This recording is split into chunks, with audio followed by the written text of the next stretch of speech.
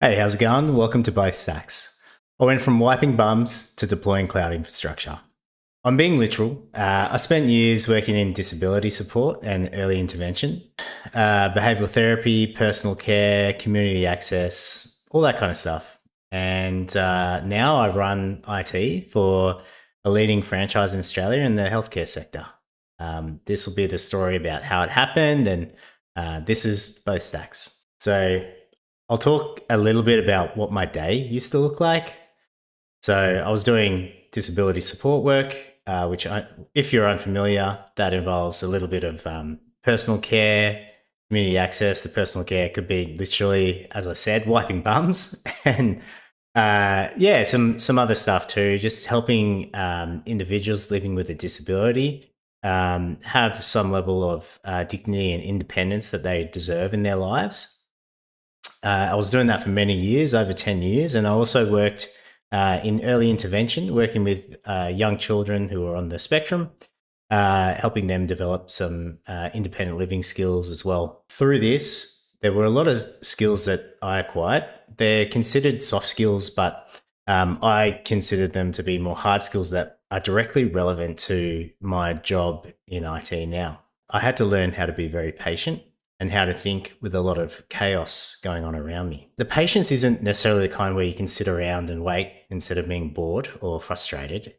It's a patience where you can calm yourself so you're not particularly activated, and so that you can come up with a solution in that moment. These are skills that I find are applicable in IT, and they help me transition in a way that a hard skill might not have being able to do for me. Also helped me communicate with people that can't communicate the way that someone that's neurotypical or fully abled is able to do so. So that helped me reason through people's problems and really get to the understanding of what it is that they need and come up with a solution. So in this introduction, I also want to really stress that I'm not saying, look how far I've come away from that job, because that job is still really near and dear to my heart. Disability support work is a crucial role in society, and it really helps people gain their sense of independence and dignity. It's really important. And it's also really important that people continue to do that work. It's my hope that that remains a strong employment option for people. And maybe one day people need a 4-year degree to enter into that kind of a role. That would be really good. This is more just like I've happened to roll into IT, and this is how I did it. And I actually still work in the care sector, just in the IT function. And that allows me to assist the workers that are on the front line, and they can now focus on caring for people instead of worrying about technology if I'm able to help them do so. Okay, so how did I fall into it? Well, it was kind of an intentional accident. So I always had a general like interest in technology as a consumer. But I started thinking about how maybe I could change my career into technology. And so very slowly, I started putting my hand up for very little tasks that were tech affiliated. I think one of the first things I did was put my hand up for designing some spreadsheet templates for one of our job functions that we had. Eventually, I was offered a operational role that was mostly facilities and environment management related, but it overlaid some IT functions too. And that was a bit of an opening for me to kind of expand that section a little bit more. So I got really into it. I was made a Google Workspace super administrator, and Google Workspace is like a Google equivalent of the Microsoft 365 environment with their Office software suite. And I was also in charge of the hardware IT fleet. At the time, we only had these really, really cheap 4 GB Chromebooks for staff to use. And they weren't really cutting it as I'm sure, like if you know about how much RAM you need to do your work, it's not really great for professionals to be using that kind of hardware. So I had to think of like a way to do it. But at the time, I was working for a charity, and the budget for the Chromebooks was all they could afford. So I was given the same budget for the replacement IT fleet. I found that I could order older, used, but at the time premium Lenovo ThinkBooks, and I installed Linux onto them to get them running at a reasonable pace. And I also learned a lot about hardware repair and maintenance through that job. So that was great. That was my entry into Linux as well, which I really like, and it'll be a big part of this channel, that open source side. I eventually got that organization into a place I was really comfortable with in terms of the IT systems. Of course, I had more I wanted to do there, but it came from essentially not even, it was pre-infancy IT to having some level of an IT system. So I was really happy with that. But things changed. I was made redundant from that role. So in Australia, we have a governing body called National Disability Insurance Scheme, or maybe it's not really a governing body, but it's what provides the funding for individuals with living with a disability to afford their services and pay for their services. There was a tightening around specifically early intervention at the time, and the organization I was working with only did early intervention. So they lost a lot of their clients. Unfortunately, those clients lost their funding, and it was very difficult for them to get it back. And in most cases, they didn't. That left support roles at that organization on the chopping board. Mine was one of them. So I lost my job, but as I'll share with you, it turned out to be the best thing that ever happened to me. So I found myself in a position where I'd been the accidental IT guy for about 4 or 5 years at that point. But I had no pieces of paper to show for it and no job now. So I had to get cracking, and I thought, all right, so I got to look for a job. I do have 4 or 5 years of experience, but it wasn't my official job title, and I don't have a piece of paper. So I think I need to get some certs up my sleeve. I went for a very classic set of certifications called the CompTIA trifecta.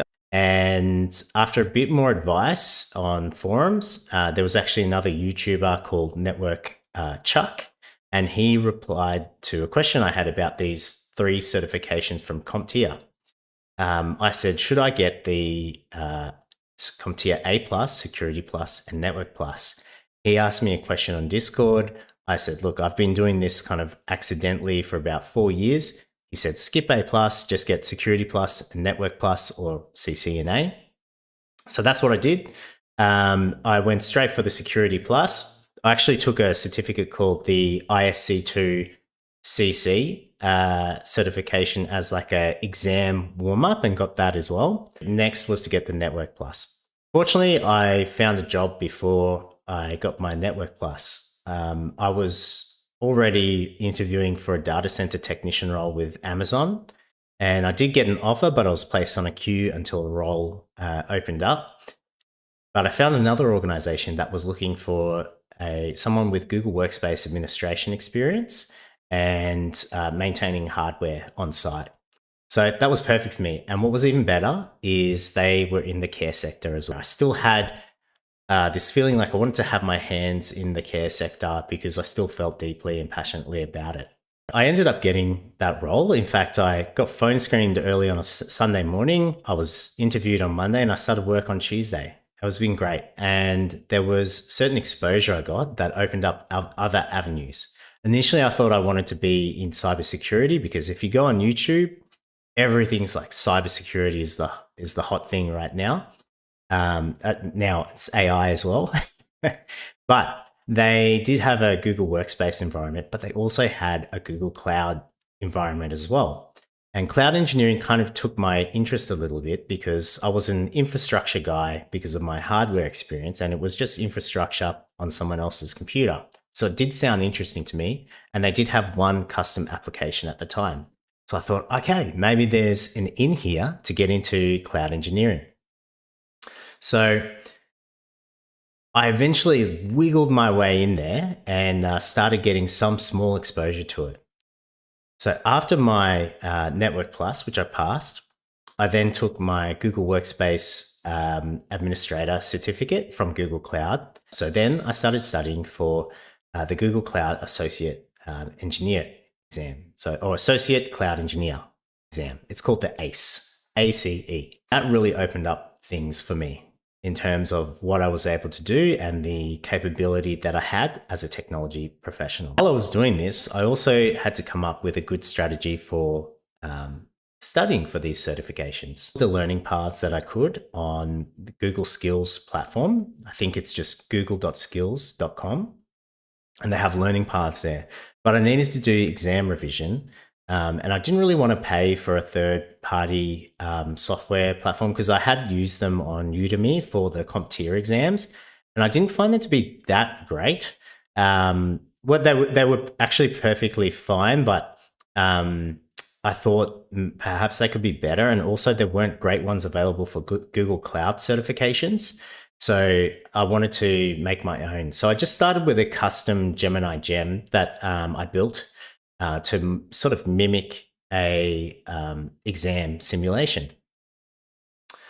It was pretty good, but there are some quirks. There's obviously no persistence. There's no tracking of how I'm doing across different exam objectives. So I eventually was able to just build my own application. This brings me to the next part. I can't code, but I can build applications. A lot has changed in terms of generative AI, and we're now sort of in the zone of agentic AI. Through tools like Claude Code and the Gemini CLI, I was able to build my own exam simulator application, and I use this today.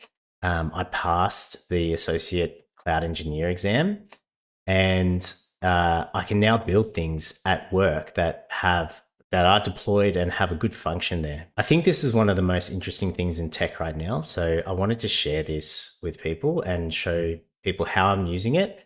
And maybe with some community and audience participation, I can learn from other people and we can learn and build together on this channel. What is this channel about? Well, this brings me to 5 focus areas that I have right now, and maybe they narrow down or change over time, but there are 5 things that I want to look at. First thing is cloud certification. So for me, it was the Google Cloud Platform. Other people, it might be AWS or Azure. I landed by chance in Google Cloud Platform, but it's worked out really well for me.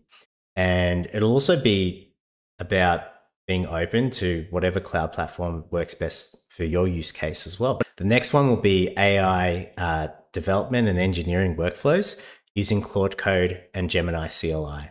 So I want to show you how I'm using them right now. This will obviously evolve over time because everything's happening so fast, and there are new tools that you need to know how to use and adapt to as well. So I'll be talking about new tools as they come in and showing them off. And I want to be open to your criticisms and feedback about how I could be using it better. Linux and open source tools. So I only use Linux. My PC is Nobara Linux PC, which is Fedora based. I've got 2 laptops. They're both Ubuntu laptops. I use a lot of Ubuntu. I like using both. Desktop environments, KDE's on my Nobara desktop and GNOME is on the laptops. I actually have a mini PC I want to use for a project. I'm not sure what I'm going to put that on that right now. It might be Ubuntu server. So I'll be speaking a lot about open source. I'll be also talking about hardware, maybe doing some reviews, maybe doing some repair videos and maintenance videos as well.